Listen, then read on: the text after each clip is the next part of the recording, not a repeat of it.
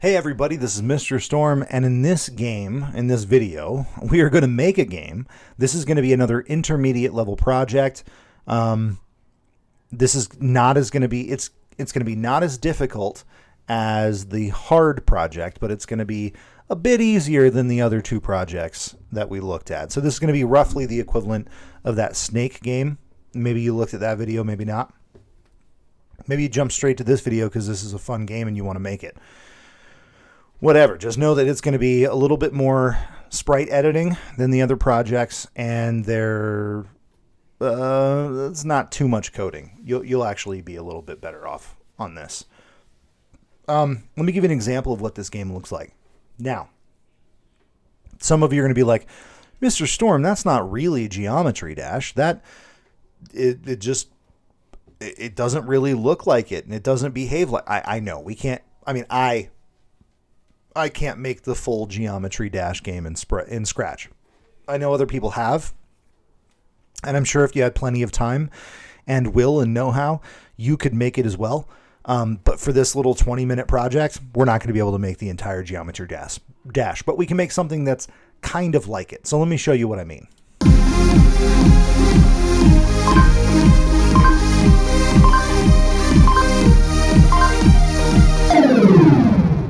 Sorry, that was very loud. But that's essentially what we're going to make. Spikes are going to come across the screen. We're going to jump over them. If we hit a spike, game's over. Okay, so that's essentially what we're going to make. Okay, first thing we have to do is let's set up our backdrop. Let's get rid of this Scratch the Cat sprite, and we'll set up our backdrop. We'll just paint a new backdrop. And I'm going to make mine this kind of light purple. I think it's nice. I want no stroke. Make this nice purple. Now I'm going to need a game over backdrop, so I'm going to duplicate this, and I'm going to put some text in the middle. I think I spelled game over wrong. I can't really tell because the text is the same color as the background. So let's go ahead and select that. Change it to pixel, and then we'll change game over is what I spelled. So we definitely need to fix that. Game over. Mr. Storm, you can't spell. Okay, game over. Right there in the middle of the screen. Sounds good to me.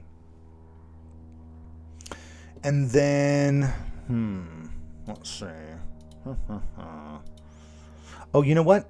In this other, let's name this game over. And let's name this main. And in the main, we need a ground to run on. So I'm going to go with a neon green. That looks kind of cool with the purple. Okay, so we'll have a neon green ground to run on. Okay, so that's our main. That's our game over. I'm going to bring this down bring this down just a little bit. Actually, I would just put it right in the center. Why not? Okay, so our background is all set up properly. Let's see. Should we code something in our background? Yeah, no. I was going to put in the music here, but I don't want to put in music yet. I'm going to save that for the end because the music can get really annoying whenever we're trying to program everything. Okay, so we're going to need a player sprite. So I'm going to go ahead and create a new player sprite. We're going to call it player. And I'm just going to create like a yellow box.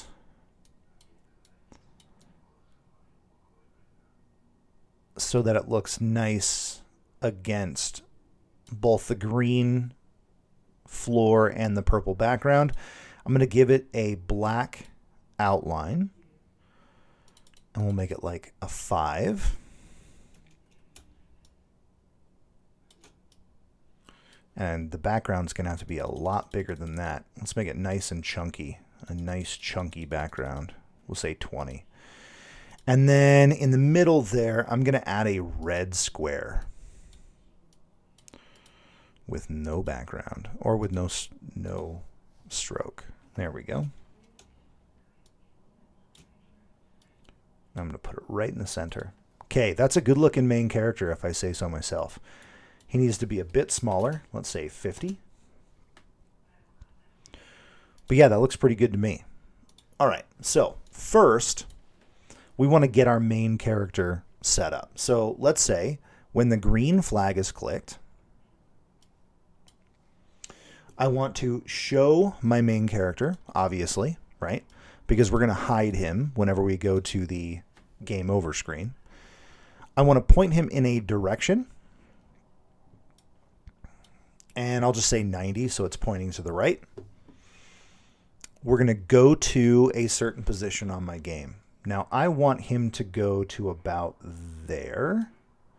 So I'm going to say negative 168, negative 89.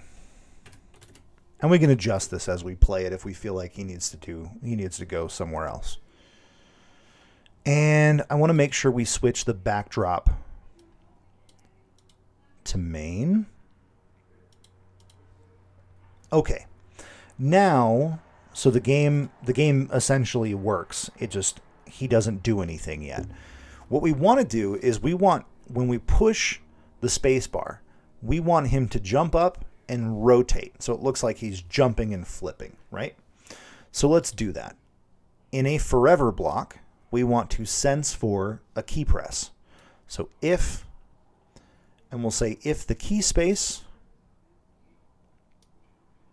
is pressed, then we want to repeat 10. So we want to basically rotate. We're going to turn to the right 10 degrees. And then we're going to change the Y. No, change the Y by 10. Okay, so that's going to be going up. Basically, watch this. So that's going up, right? Now we need to do it on the other way back down. So basically the same thing. At this repeat, I'm going to duplicate, put it down here. And we want to keep turning, but we actually want to change it by negative 10. So we want to go up and then down. So let's try it. Okay, problem is, now when we've landed, he's kind of lopsided. Oh, I forgot to name my project. Geo. All right. Now he's kind of lopsided. We don't want that. What we want is we want to point in a direction. And we're going to actually do this underneath both of our repeat blocks so that he points in the 90 degrees. There we go. We have a good functional little jump. Looks good. And you can tweak the settings. You can make it different. You can actually, like I'm just noticing he's maybe a little bit too far over. I kind of maybe want him about there. So negative 127, negative 95. Okay. Yeah, that's better.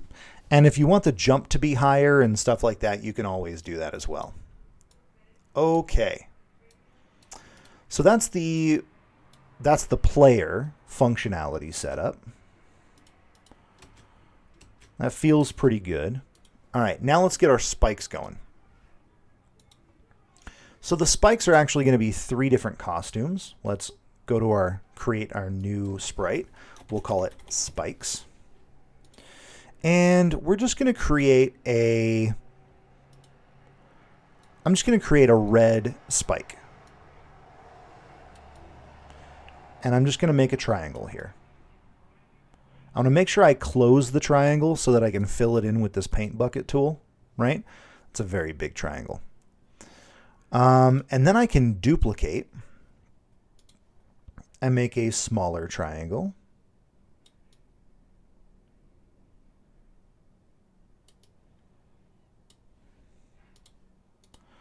So now I have 2, and then I'm going to duplicate again to make a third triangle on this side. So that way there's some variation to the game. And like the third triangle is going to be harder to jump over because it's bigger, it's wider, right? Now I'm noticing that there's a little, it's off by about a pixel down there, so that's going to bother me if I don't fix it. Okay, that's better. Okay, so now we have our 3 Sprite costumes for our spikes, 1, 2, and 3. Now these obviously have to be much smaller. Let's set it to maybe 20. Okay, looks about good. Okay, now for the spikes, we basically want to, we'll have the spikes handle the score because we're going to be changing the score whenever we jump over a spike. So let's change the score, or first we need a score variable. So score. And when the green flag is clicked, let's set the score to 0. Now, I want to hide the spikes right off the bat, right? We don't want to see them when the game starts. We're going to wait, let's say 2 seconds, so that we can give our player some time to get used to or get ready to start playing, right? We don't want to throw spikes at them right away. So let's wait for 2 seconds. And then forever, we want to create a clone of myself and then wait another second. Okay. Now, this is going to basically just create spikes every second. Okay. What we need to do is we need to say when I start as a clone, then we go to the side of the screen where we want to be. We pick a costume, and then we start moving. All right. So when I start as a clone, I want to start at well, first of all, let's show, because we've hidden our sprites here. So let's show it. Let's say go to, and what was the Y that my player was on? -95. So we're going to set this to the same Y, -95. And we're going to be at, let's say, 200 on the X. Okay. Then we are going to switch the costume to pick a random costume between 1 and 3. So basically, I want to do a random between 1 and, nope, not 2. 1 and 3. Because if we look at our costumes here, 1, 2, and 3, right? So it should work like this. We'll see if that works. And then let's set our movement really quickly. So let's glide, because glide is a little bit smoother. Let's glide. Actually, we want to glide to an X and Y. So we want to glide to the, let's say, -260 on the X. And we don't want to change our Y position. So let's just set that Y position. Now we want to, if we glide 1 second, let's watch what happens. So we have our randomizer working. We're randomly picking between 1, 2, and 3. Now notice that if we set it to 1 second, it's just going to be 1 second. If I get the rhythm going, I can actually play this game pretty easily, and it never changes, and it's always easy because I just get the pattern down. We don't want that. Now, I know the original Geometry Dash, you have to kind of like listen to the music and feel the beat, and then that's going to help you set the rhythm. For this, we're going to make it a little bit more, we're going to change up the functionality of the game so that it makes the game a little more interesting. What we want to do is we want to have it randomly change its speed. So if we're gliding for 1 second toward that position, then it's going to always take 1 second to get across the screen. But if we change it from, let's say, 0.6 to, let's say, 1.4, then it might actually make some random movement that feels a little better. Like, see, some of them are coming in ridiculously fast and some of them are super slow. And it's hard to dodge.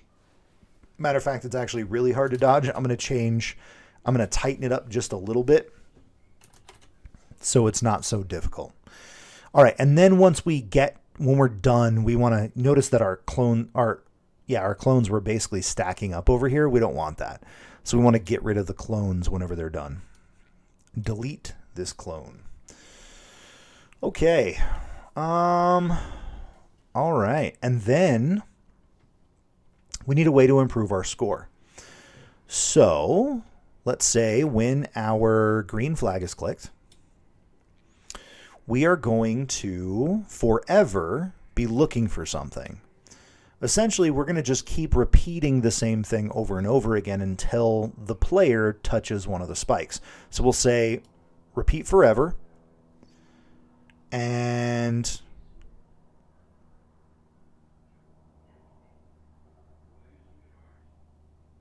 we actually don't need it to be in a forever and a repeat until.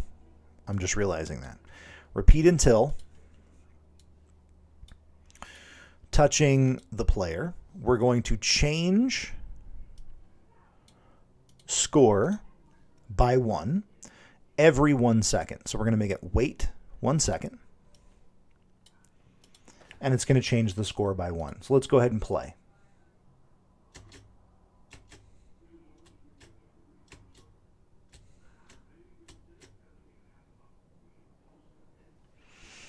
You know what? It does need to be in a forever because it'll repeat until touching player and then it keeps going. So yeah, we need it inside of a forever and we need that. Okay, that's good there.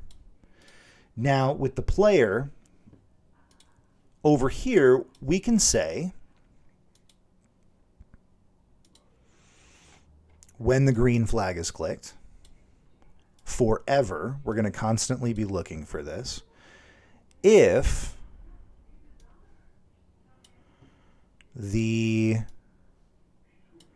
we've touched a spike, then we want to switch. You know what? All of this can happen. Never mind. We're going to do that in the spike. We already have that set up. Why would we do that here?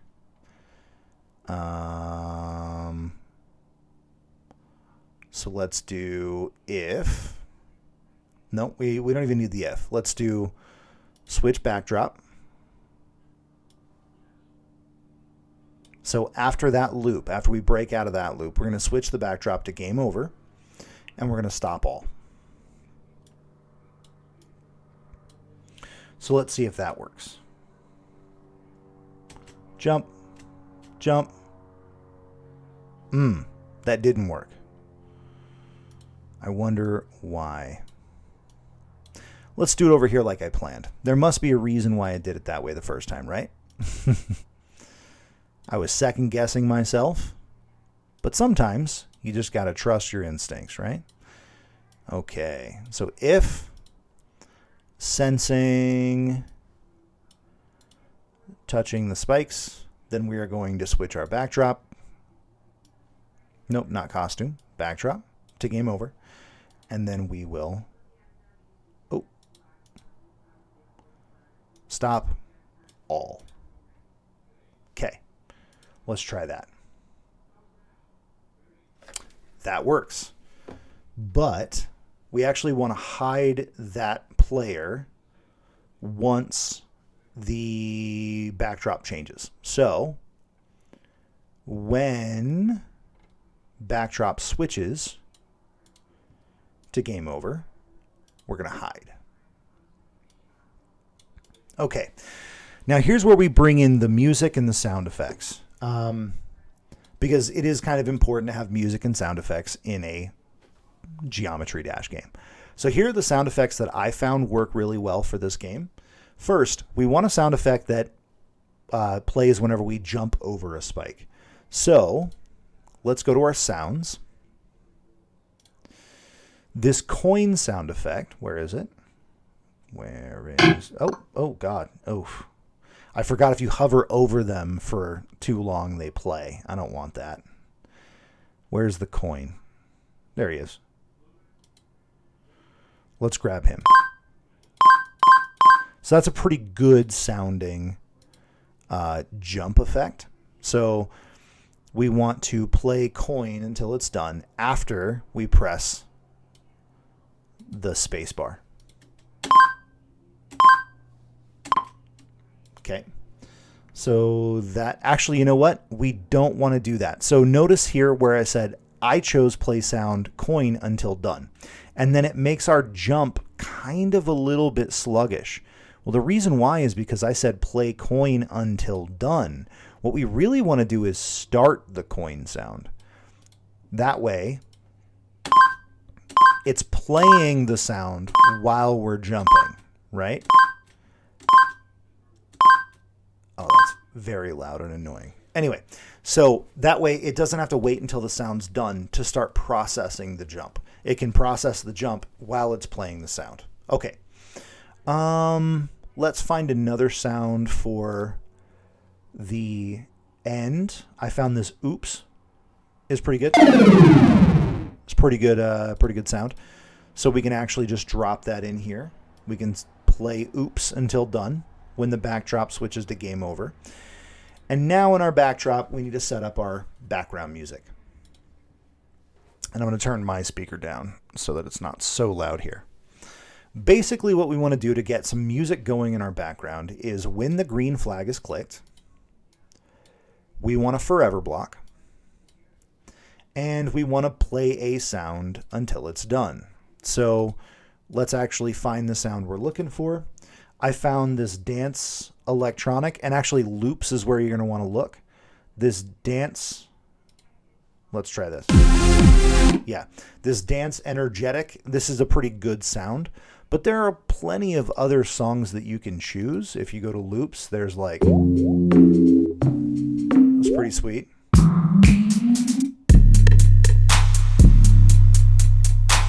Ooh. Oh man.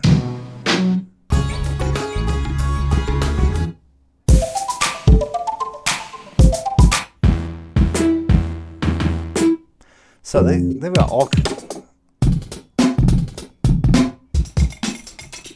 kinds of stuff in here. All right. I'm going to just use this dance energetic that I used before. And basically you just play that sound until it's done. So.